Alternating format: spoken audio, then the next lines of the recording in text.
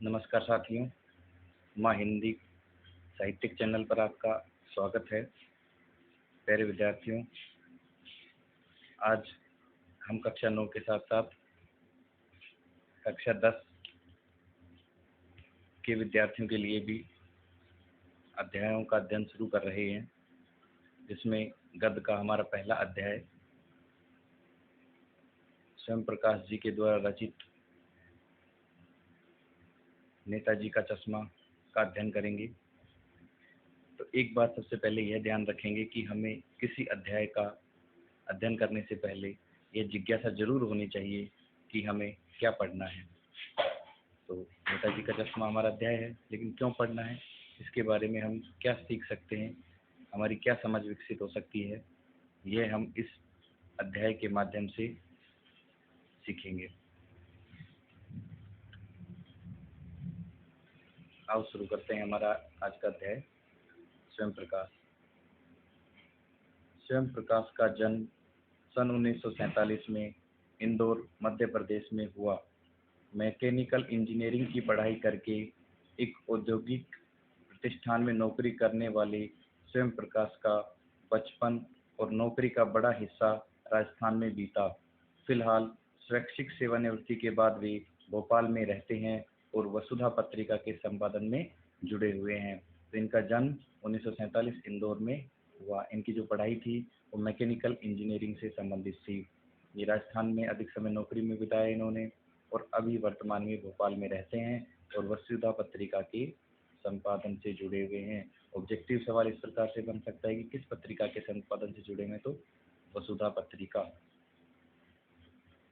8वें दशक में उभरे स्वयं प्रकाश आज समकालीन कहानी के महत्वपूर्ण हस्ताक्षर हैं। उनके 13 कहानी संग्रह प्रकाशित हो चुके हैं, जिनमें सूरज कब निकलेगा, आएंगे अच्छे दिन भी, आदमी जात का आदमी और संधान उल्लेखनीय हैं। इनके जो प्रमुख कहानी संग्रह हैं, 13 कहानी संग्रह प्रकाशित हो चुके हैं, जिनमें प्रमुख है सूरज कब निकलेगा, आएंगे अच्छे दिन भी, आदमी जात का आदमी और संधान। आगे देखते हैं। उनके बीच में विनय और ईंधन उपन्यास चर्चित रहे। इसी दौरान उनके जो 2 महत्वपूर्ण उपन्यास हैं, बीच में विनय और ईंधन, उन्हें पहल सम्मान, बनमाली पुरस्कार, राजस्थान साहित्य अकादमी पुरस्कार आदि पुरस्कारों से पुरस्कृत किया जा चुका है। ये राजस्थान के प्रमुख साहित्यकारों की श्रेणी में आते हैं और जिस कारण इन्हें राजस्थान साहित्य अकादमी पुरस्कार भी दिया जा चुका है।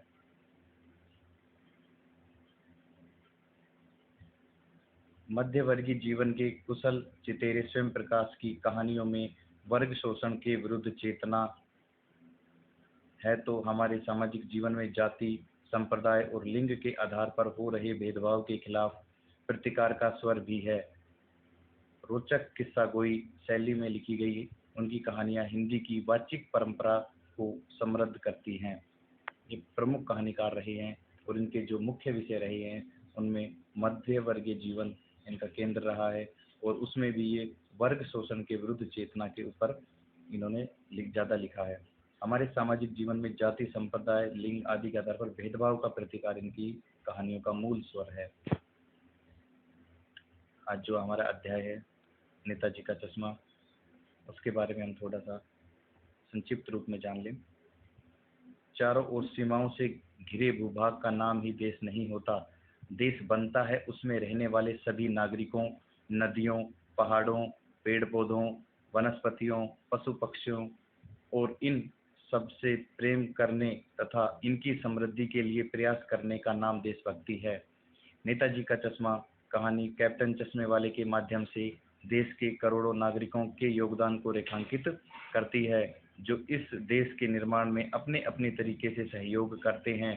कहानी यह कहती है कि बड़े ही नहीं, बच्चे भी इसमें शामिल हैं। इस अध्याय में हम यह जानेंगे कि बच्चे किस प्रकार से देश हित में योगदान देते हैं और देश को आगे कैसे बढ़ा पाते हैं। तो ये हम इस अध्याय में देखेंगे। इस अध्याय में केवल और केवल यह चीज दिखाई गई है कि देशभक्ति इस अध्याय का मूल स्वर है। आज हम अब अपना अध्याय शुरू करेंगे। नेताजी का चश्मा।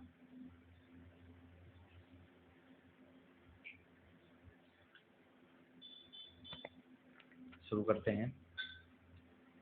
हवलदार साहब को हर 15वें दिन, यहाँ एक इन छोटी छोटी चीज़ों का ध्यान रखेंगे कि ये वस्तुनिष्ठ प्रश्न होते हैं। जैसे 15वें दिन, तो उसमें ऑप्शन में दे दिए जाएंगे कि 15वें दिन, 10वें दिन, 20वें दिन। तो यहाँ है हर 15वें दिन। हवलदार साहब को हर 15वें दिन कंपनी के काम के सिलसिले से उस कस्बे से गुजरना पड़ता था। कस्बा बहुत बड़ा नहीं था जिसे पक्का मकान कहा जा सके, वैसे कुछ ही मकान, और जिसे बाजार कहा जा सके वैसा ही एक बाजार था। कस्बे में एक लड़कों का स्कूल, एक लड़कियों का स्कूल, एक सीमेंट का छोटा सा कारखाना, 2 ओपन एयर सिनेमा घर और एक ठो नगरपालिका, अर्थात 1-2 नगरपालिका भी थी। नगरपालिका थी तो कुछ न कुछ करती भी रहती थी। कभी कोई सड़क पक्की करवा दी, कभी कुछ पेशाब घर बनवा दिए, कभी कबूतरों की छतरी बनवा दी, तो कभी कभी सम्मेलन करवा दिया। इसी नगरपालिका के किसी उत्साही बोर्ड या प्रशासनिक अधिकारी ने एक बार शहर के मुख्य बाजार के मुख्य चौराहे पर नेताजी सुभाष चंद्र बोस की एक संगमरमर की प्रतिमा लगवा दी। प्रतिमा किसकी थी? संगमरमर की थी। किसकी थी? नेताजी सुभाष चंद्र बोस की थी। कहाँ लगाई? शहर के मुख्य बाजार के मुख्य चौराहे पर। यह यह कहानी उसी प्रतिमा के बारे में है, बल्कि उसके भी एक छोटे से हिस्से के बारे में। पूरी बात तो अब पता नहीं, लेकिन लगता है कि देश में अच्छे मूर्तिकारों की जानकारी नहीं होने और अच्छी मूर्ति की लागत अनुमान और उपलब्ध बाजार बजट से कहीं बहुत ज़्यादा होने के कारण काफ़ी समय ऊहा-पोह और चिट्ठी पत्री में बर्बाद हुआ होगा, और बोर्ड की शासनावधि समाप्त होने की घड़ियों में किसी स्थानीय कलाकार को ही अवसर देने का निर्णय किया होगा। और अंत में कस्बे के इकलौते हाई स्कूल के इकलौते ड्राइंग मास्टर, मान लीजिए मोतीलाल जी, को ही यह काम सौंप दिया गया होगा, जो महीने भर में मूर्ति बनाकर पटक देने का विश्वास दिला रहे थे। अर्थात सुभाष चंद्र बोस जी की जो मूर्ति लगाई गई थी, उसमें जल्दबाजी के कारण, या व्यंग कह लीजिए लेखक का, कि उसमें जो कमी रह गई थी उस पर लेखक व्यंग कर रहे हैं कि भाई जल्दबाजी में ऐसा हुआ है, या फिर काम लागत के कारण ऐसा हुआ है कि पैसे शायद बचाए गए हों। तो यह सारा व्यंग उनकी मूर्ति में आई कमी के बारे में है। वह कमी क्या है हम देखते हैं अध्याय में आगे। जैसा कि कहा जा चुका है कि मूर्ति संगमरमर की थी। टोपी की नोक से कोट के दूसरे बटन तक कोई 2 फुट ऊंची, कितनी ऊंची? 2 फुट ऊंची, जिसे कहते हैं बस्ट, और सुंदर थी। नेताजी सुंदर लग रहे थे, कुछ कुछ मासूम और कमसिन, फौजी वर्दी में। देखते ही देखते दिल्ली चलो और तुम मुझे खून दो वगैरह याद आने लगते हैं। उनके मुख्य मुहावरे जो थे, दिल्ली चलो और तुम मुझे खून दो, मैं तुम्हें आज़ादी दूंगा, वगैरह याद आने लगते हैं। इस दृष्टि से यह सफल और सराहनीय प्रयास था। केवल एक चीज की कसर थी, जो देखते ही खटकती थी। नेताजी की आंखों पर चश्मा नहीं था। जिस कमी की हम बात कर रहे थे वही यह था कि नेताजी की आंखों पर चश्मा नहीं था। यानी चश्मा तो था, लेकिन संगमरमर का नहीं था। एक सामान्य और सचमुच के चश्मे का चौड़ा काला फ्रेम मूर्ति को पहना दिया गया था। चश्मे का चौड़ा काला फ्रेम मूर्ति को पहना दिया गया था। हवलदार साहब जब पहली बार इस कस्बे से गुजरे और चौराहे पर पान खाने के लिए रुके, तभी उन्होंने इसे लक्षित किया और उनके चेहरे पर एक कौतूक भरी मुस्कान फैल गई। वाह भाई, यह आइडिया भी ठीक है। मूर्ति पत्थर की, लेकिन चश्मा रियल। जीप कस्बा छोड़कर आगे बढ़ गई। तब भी हवलदार साहब इस मूर्ति के बारे में ही सोचते रहे और अंत में इस निष्कर्ष पर पहुंचे कि कुल मिलाकर कस्बे के नागरिकों का यह प्रयास सराहनीय ही कहा जाना चाहिए। महत्व मूर्ति के रंग रूप या कद का नहीं, उस भावना का है, वरना तो देशभक्ति भी आजकल मजाक की चीज होती जा रही है। दूसरी बार जब हवलदार साहब उधर से गुजरे तो उन्हें मूर्ति में कुछ अंतर दिखाई दिया। ध्यान से देखा तो पाया कि चश्मा दूसरा है। पहले मोटे फ्रेम वाला चौकोर चश्मा था। यहाँ यह ध्यान रखेंगे कि सबसे पहले कौन सा चश्मा था? मोटे फ्रेम वाला चौकोर चश्मा था, अब तार के फ्रेम वाला गोल चश्मा है। हवलदार साहब का कौतुक और बढ़ा। वाह भाई, यह क्या आइडिया है। मूर्ति कपड़े नहीं बदल सकती, लेकिन चश्मा तो बदल ही सकती है। तीसरी बार फिर नया चश्मा था। हवलदार साहब की आदत पड़ गई, हर बार कस्बे से गुजरते समय चौराहे पर रुकना, पान खाना और मूर्ति को ध्यान से देखना। एक बार जब कौतूहल दुर्दमनीय हो उठा तो पान वाले से ही पूछ लिया, क्यों भाई, क्या बात है, यह तुम्हारे नेताजी का चश्मा हर बार बदल कैसे जाता है। तो इस बार उन्होंने पूछ ही लिया है। देखते हैं आगे। पान वाले के खुद के मुंह में पान ठुसा हुआ था। वह एक काला मोटा और खुश मिजाज आदमी था। हवलदार साहब का प्रश्न सुनकर वह आंखों ही आंखों में हंसा। उसकी तोंद थिरकी। पीछे घूमकर उसने दुकान के नीचे पान थूका और अपनी लाल काली बत्ती सी दिखाकर बोला, कैप्टन चश्मे वाला करता है। क्या करता है? हवलदार साहब कुछ समझ नहीं पाई। चश्मा चेंज करता है, पान वाले ने समझाया। क्या मतलब? क्यों चेंज करना, क्यों चेंज कर देता है? हवलदार साहब अब भी नहीं समझ पाए। कोई ग्राहक आ गया समझो, उसके चौड़े चौखट चाहिए, तो कैप्टन किधर से लाएगा? तो उसने मूर्ति वाला दे दिया, उधर दूसरा बिठा दिया। अब हवलदार साहब को बात कुछ कुछ समझ में आई। एक चश्मे वाला है जिसका नाम कैप्टन है, उसे नेताजी की बगैर चश्मे वाली मूर्ति बुरी लगती है, बल्कि आहत करती है। यानी देशभक्त व्यक्ति को तो वास्तव में आहत करने वाली चीजें हैं, तो बुरी लगती है, ये बात महत्वपूर्ण नहीं है। सबसे बड़ी बात यह है कि उसे आहत करती है, मानो चश्मे के बगैर नेताजी को असुविधा हो रही हो। इसलिए वह अपनी छोटी सी दुकान में उपलब्ध गिने चुने फ्रेमों में से एक नेताजी की मूर्ति पर फिट कर देता है। लेकिन जब कोई ग्राहक आता है और उसे वैसे ही फ्रेम की दरकार होती है जैसा मूर्ति पर लगा है, तो कैप्टन चश्मे वाला मूर्ति पर लगा फ्रेम संभवतः नेताजी से क्षमा मांगते हुए लाकर ग्राहक को दे देता है और बाद में नेताजी को दूसरा फ्रेम लौटा देता है। वाह भाई, खूब, क्या आइडिया है। लेकिन भाई, एक बात अभी भी समझ नहीं आई। हवलदार साहब ने पान वाले से फिर पूछा, नेताजी को ओरिजिनल चश्मा कहाँ गया? नेताजी का ओरिजिनल चश्मा कहाँ गया? पान वाला दूसरा पान मुंह में ठूंस चुका था। दोपहर का समय था, दुकान पर भीड़ भाड़ अधिक नहीं थी। वह फिर आंखों ही आंखों में हंसा। उसकी तोंद थिरकी। कत्थे की डंडी फेंक। पीछे मुड़कर उसने नीचे पीक थूकी और मुस्कुराता हुआ बोला, मास्टर बनाना भूल गया। पान वाले के लिए यह एक मजेदार बात थी, लेकिन हवलदार साहब के लिए चकित और द्रवित करने वाली। यानी यह ठीक ही सोच रहे थे। मूर्ति के नीचे लिखा, मूर्तिकार मास्टर मोतीलाल। वाकई कस्बे का अध्यापक था। बेचारे ने महीने भर में मूर्ति बनाकर ला पटक देने का वादा कर दिया होगा, बना भी ली होगी, लेकिन पत्थर में पारदर्शी चश्मा कैसे बनाया जाए, कांच वाला, यह तय नहीं कर पाया होगा। या कोशिश की होगी या असफल रहा होगा, या बनाते बनाते कुछ और बारीकी के चक्कर में चश्मा टूट गया होगा, या पत्थर का चश्मा अलग से बनाकर फिट किया होगा और वह निकल गया होगा। उफ। अभी इस अध्याय में हम जो पढ़ रहे हैं, इसमें लेखक जो हैं चश्मे के बारे में विभिन्न ख्याल अपने मन में लाते हुए सोच रहे हैं कि चश्मा नहीं होने के क्या क्या कारण संभवतः हो सकते हैं। हवलदार साहब को यह सब कुछ बड़ा विचित्र और कौतुक भरा लग रहा था। इन्हीं ख्यालों में खोए खोए पान के पैसे चुकाकर चश्मे वाले की देशभक्ति के समक्ष नतमस्तक होते हुए वह जीप की तरफ चले। फिर रुके, पीछे मुड़े और पान वाले के पास जाकर पूछा, क्या कैप्टन ने चश्मे वाला नेताजी का साथी है या आजाद हिंद फौज का भूतपूर्व सिपाही है?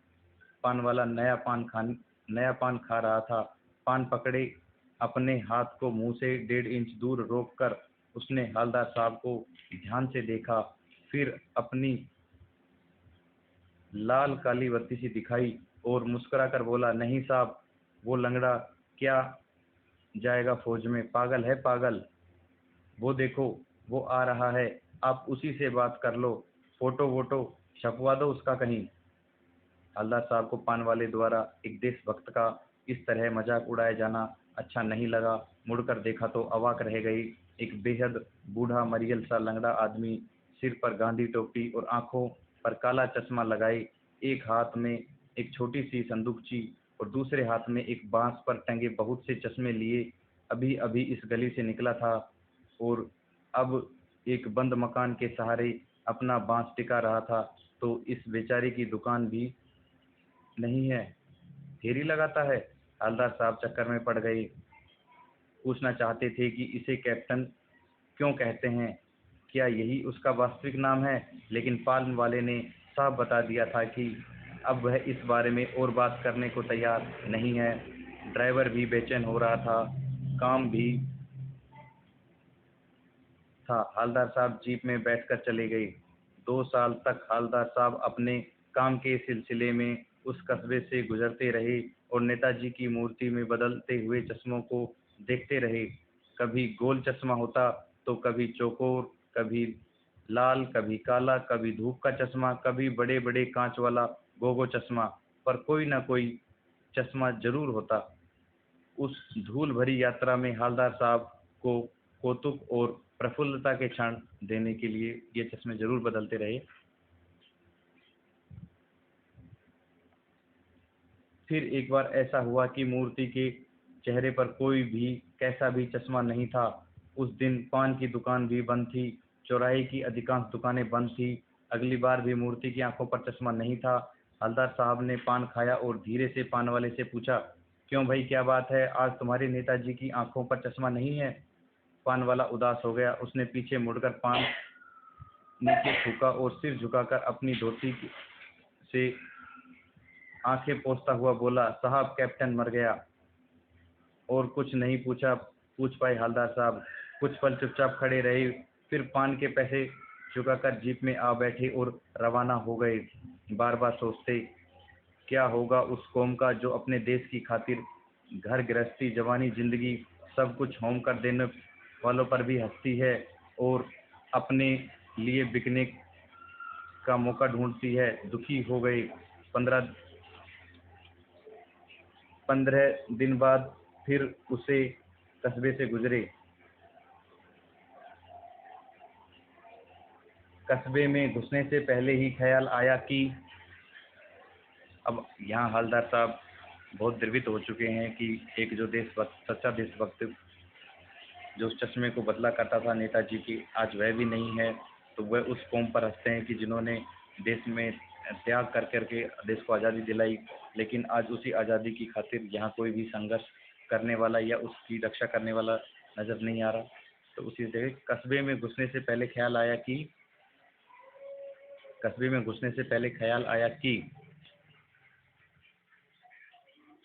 कस्बे की हृदयस्थली में सुभाष की प्रतिमा अवश्य ही प्रतिष्ठित होगी, लेकिन सुभाष की आंखों पर चश्मा नहीं होगा, क्योंकि मास्टर बनाना भूल गया और कैप्टन मर गया। सोचा आज वहां रुकेंगे नहीं, पान भी नहीं खाएंगे, मूर्ति की तरफ देखेंगे भी नहीं, सीधे निकल जाएंगे। ड्राइवर से कह दिया, चौराहे पर रुकना नहीं, आज बहुत काम है, पान आगे कहीं खा लेंगे। लेकिन आदत से मजबूर आंखें चौराया आते ही मूर्ति की तरफ उठ गई। कुछ ऐसा देखा कि चीखे, रोको। जीप स्पीड में थी। ड्राइवर ने जोर से ब्रेक मारे। रास्ता चलते लोग देखने लगे।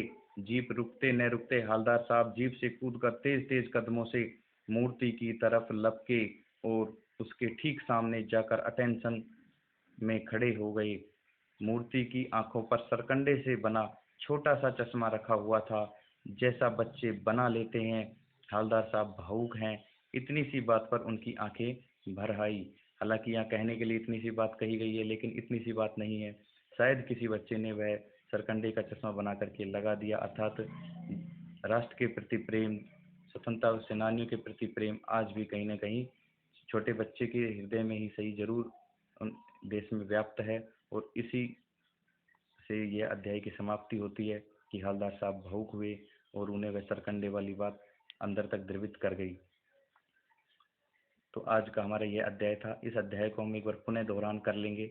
इसके बाद इससे बनने वाले महत्वपूर्ण प्रश्न कि हवलदार साहब के अतिरिक्त यहाँ जो कैप्टन चश्मे वाला है उसका चरित्र कैसा है, उसके बारे में, उसकी देश प्रियता के बारे में, देशभक्ति के बारे में यहाँ देखेंगे।